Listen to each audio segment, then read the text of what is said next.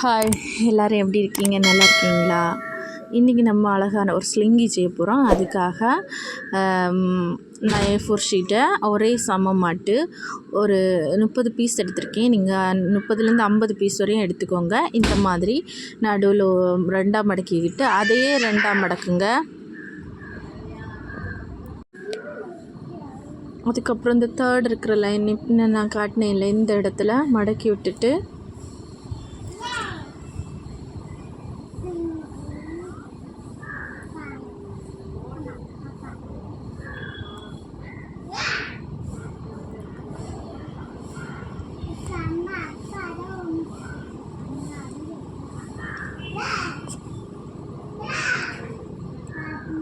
இந்த மாதிரி 2ஆக மடக்கிக்கணும்.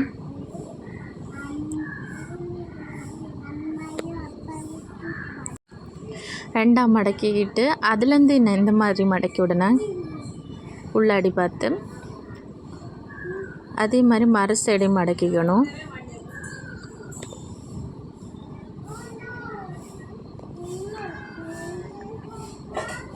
அதையே இந்த மாதிரி மடக்கிக்கணும்.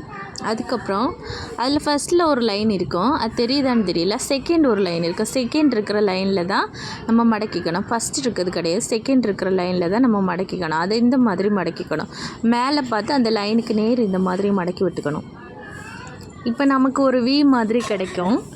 இதை நம்ம இனி நல்லா நிமித்து விட்டுக்கணும். இப்போ நான் தேய்க்கிறேன் பார்த்தீங்களா, இந்த ஏரியாவை நல்லாவே தேய்ச்சி விட்டுக்கோங்க. அப்போ தான் நமக்கு அடுத்த ஸ்டெப் பண்ணுறதுக்கு ஈஸியாக இருக்குது. இப்போ நமக்கு ஒரு இங்கே பாருங்கள், ஒரு V மாதிரி கிடைக்குதா, அதை நல்லா இப்படி இந்த மாதிரி சரித்து இந்த மாதிரி அழுத்தி விட்டுக்கோங்க.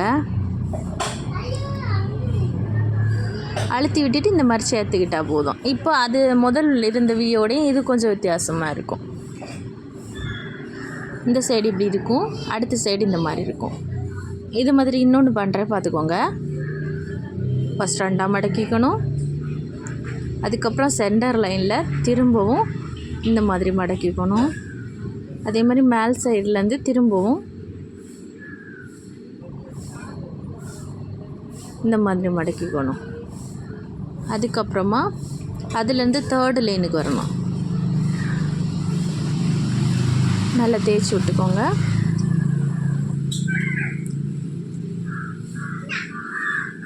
அதுக்கப்புறமா இந்த மாதிரி 2ஆக மடக்கிக்கிட்டு அதை இந்த மாதிரி திரும்ப இந்த மாதிரி மடக்கிக்கோங்க.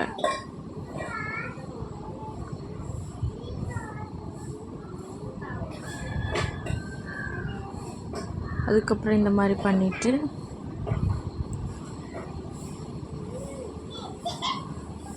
இந்த தேர்ட் இந்த செகண்ட் லைன் மேலே இந்த செகண்ட் லைனில் V மாதிரி இந்த மாதிரி பண்ணிவிட்டு அதை நிமித்திட்டு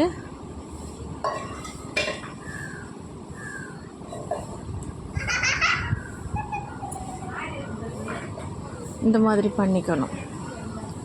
இப்போ இது மாதிரி நீங்கள் 30லேருந்து 50 பீஸ் வரைக்கும் ரெடி பண்ணிக்கோங்க.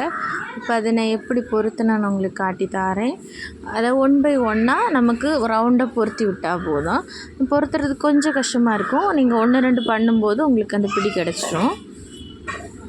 இப்போ நான் எப்படி பொறுத்துறேன்னு கவனிங்க.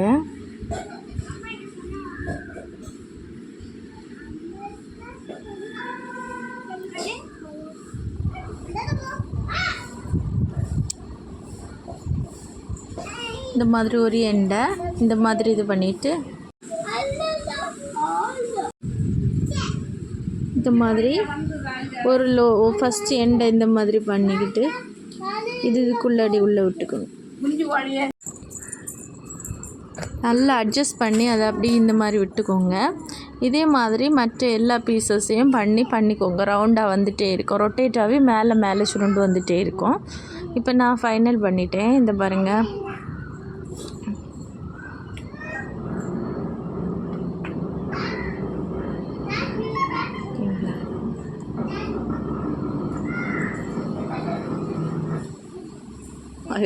பிரிஞ்சிடுச்சு. அதை நீங்கள் இனி கண்டினியூவாக கொஞ்சம் கூட பண்ணிங்கன்னா நல்லாயிருக்கும். பார்த்திங்களா, இந்த மாதிரி அப்படியே நம்ம எங்கேருந்து இழுத்தாலும் அது கரெக்டாக அந்த இடத்துல போய் விழுந்து ஒட்டிக்கும். அப்படியே பிள்ளைங்களுக்கு இந்த மாதிரி ஆக்டிவிட்டீஸ் எல்லாம் செய்ய வைங்க. அவங்களுக்கும் கொஞ்சம் செய்தால் கொஞ்சம் சந்தோஷமாக இருக்கும். Thank you all. தேங்க்யூ.